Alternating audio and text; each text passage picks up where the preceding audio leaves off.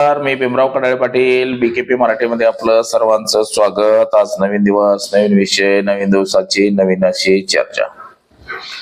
अनेक वर्षापासून म्हणजे तब्बल 25 वर्षानंतर पुन्हा एकदा काँग्रेस पक्षाची आणि वंचित म्हणजेच प्रकाश आंबेडकरांची युती झालेली आहे। पूर्वी भारिप बहुजन महासंघ होता, तो आता वंचित झालेला आहे। प्रकाश आंबेडकर हे काँग्रेस आघाडीच्या युतीमधून अकोला या ठिकाणून 25 वर्षापूर्वी खासदार झाले होते। तर 25 वर्षांनी आज पुन्हा मुंबईच्या महापालिकेच्या निमित्तानं त्यांची युती झालेली आहे। आणि या युतीमध्ये थोड्या नव्हे तर तब्बल 62 जागा वंचितला दिलेल्या आहेत मुंबईमध्ये। नुसतं वंचितच नव्हे तर त्यासोबत महादेव जानकर यांचा राष्ट्रीय समाज पक्ष सुद्धा गेलेला आहे। या रासपला 10 जागा देण्यात आलेल्या आहेत, तर गवई गटाला मात्र 2 जागा देण्याची तयारी काँग्रेसनं दर्शवलेली आहे। म्हणजे 62, 10, 72 आणि 74 जागा विरोधाच्या माणसांना देऊन बाकीच्या उर्वरित सगळ्या जागा काँग्रेस पक्ष हा स्वतः लढवताना आपल्याला दिसतोय। म्हणजे अनेक वर्षांनी ही युती झाली आणि या युतीमुळं नेमका फटका कोणाला बसतोय ते सुद्धा आता बघणं गरजेचं आहे। म्हणजेच शिवसेना उद्धव ठाकरे आणि मनसे राज ठाकरे यांची युती झाली, तर भारतीय जनता पक्ष आणि एकनाथ शिंदेच्या शिवसेनेची सुद्धा युती झालेली आहे।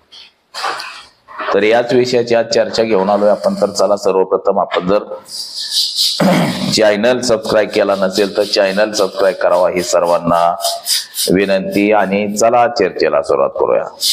बघा, महाराष्ट्र राज्याच्या इतिहासात 25 वर्षांनी पुन्हा प्रकाश आंबेडकर आणि वंचित एकत्र आलेलं आपल्याला दिसतंय।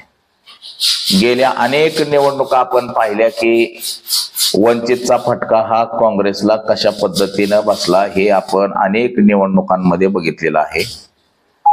जसं की विधानसभेची निवडणूक असेल, लोकसभेची निवडणूक असेल किंवा इतर स्थानिक स्वराज्य संस्थेच्या निवडणुका असतील, या प्रत्येकच निवडणुकांमध्ये प्रकाश आंबेडकरांच्या वंचितमुळं काँग्रेस पक्षाला फटका बसलेला आपण अनेक वेळा बघितलेला आहे मित्रांनो।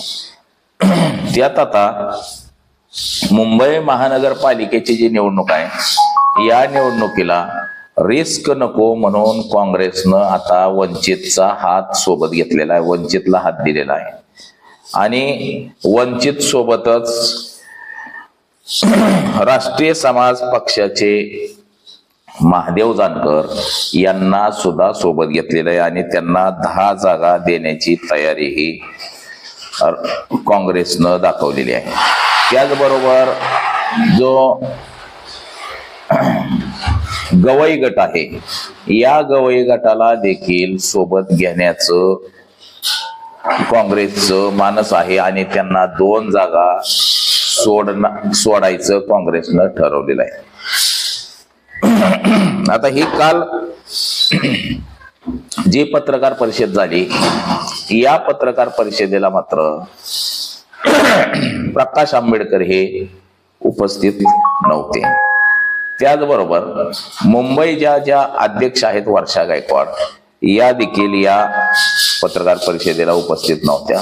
आता ही पत्रकार परिषद मात्र वंचितचे जे प्रदेश उपाध्यक्ष आहेत सिद्धार्थ मोकळे, मुख्य प्रवर्तक म्हणजे उपाध्यक्ष तथा प्रवक्ते ते या पत्रकार परिषदेला उपस्थित होते।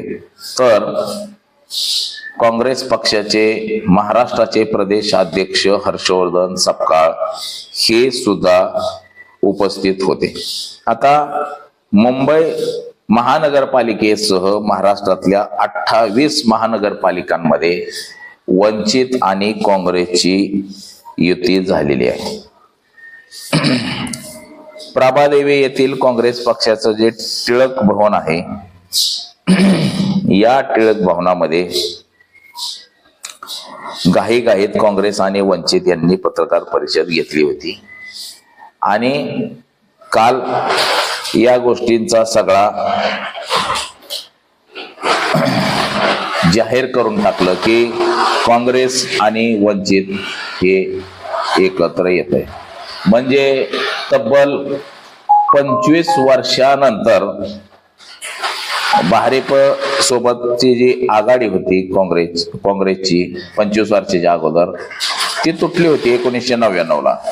1999 ते आज रोजी 25 वर्ष झालं ही युती आता पुन्हा झालेली आहे आणि ही हर्षवर्धन सपकाळ यांच्या रूपानं ही युती घडवून आणलेली आहे. हर्षवर्धन सपकाळ यांनी म्हणजे आजवरच्या प्रदेशाध्यक्ष ज्या प्रदेशाध्यक्ष झाले त्यांना जमलं नाही ते वर्षा गायकवाड आणि हर्षवर्धन सपकाळ यांनी घडवून दाखवलेलं आहे. आता मुंबईमध्ये 227 पैकी 62 जागा वंचितला देऊन काँग्रेस पक्षानं वंचितचा जो फॅक्टर आहे, वंचितला जी मतं जाणारी आहेत म्हणजे दलित आणि मुस्लिम मतं किंवा आदिवासी मतं हे जी वंचितला जातात त्या मतांमुळं काँग्रेसला फटका बसत होता आणि ती मतं अडवण्यात कुठंतरी काँग्रेसला यश आलंय असं म्हणता येईल. म्हणजे समाजवादी पक्ष असेल किंवा अजून जे छोटे मोठे म्हणजे शरद पवारांचा पक्ष असेल, समाजवादी असेल किंवा अजून कुठला पक्ष असेल, या पक्षांना सुद्धा सोबत घेण्याचं काम काँग्रेसनं केलेलं आहे. आणि काँग्रेसचं एकच म्हणणं आहे की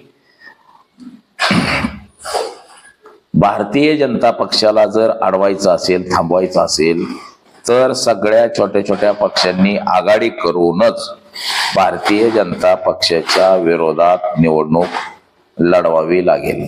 आता कालच्या पत्रकार परिषदेला प्रकाश आंबेडकर हे उपस्थित नव्हते, परंतु असं सांगितलं जात होतं की प्रकाश आंबेडकरांचा नियोजित कार्यक्रम होता आणि ते विनय कोरे आणि राजू शेट्टी यांच्या सोबत चर्चा करण्यासाठी ते कोल्हापूर दौऱ्यावरती आहेत आणि त्यामुळे ते या पत्रकार परिषदेला उपस्थित राहू शकत नाहीत असं काहीसं त्यांनी सांगितलं. त्याचबरोबर वर्षा गायकवाड ह्या मुंबई प्रदेशाध्यक्ष आहेत आणि त्या सुद्धा या कार्यक्रमाला नव्हत्या. त्यांच्या बाबतीत देखील असं सांगितलं जातं की त्या सुद्धा मुंबई बाहेर असल्यामुळं त्या या कार्यक्रमाला उपस्थित राहू शकल्या नाहीत. तर या पत्रकार परिषदेला सिद्धार्थ मोकळे आणि धैर्यवर्धन फुंडकर हे दोघं उपस्थित होते आणि या दोघांनी हे असं सांगितलं की काँग्रेस आणि वंचितची आघाडी झालेली आहे आणि या आघाडीमधून 62 जागा ह्या वंचितला देण्यात आलेल्या आहेत असं पत्रकार परिषदेमध्ये जाहीर करण्यात आलं. या अगोदर आपण पाहिलं की काँग्रेस आणि राष्ट्रीय समाज पक्षाची सुद्धा युतीबाबत आपण पत्रकार परिषद पाहिली की महादेव जानकर हे देखील या पत्रकार परिषदेला उपस्थित होते आणि त्यांना देखील काही जागा सोडण्याची तयारीही काँग्रेसनं सुरू केलेली आहे.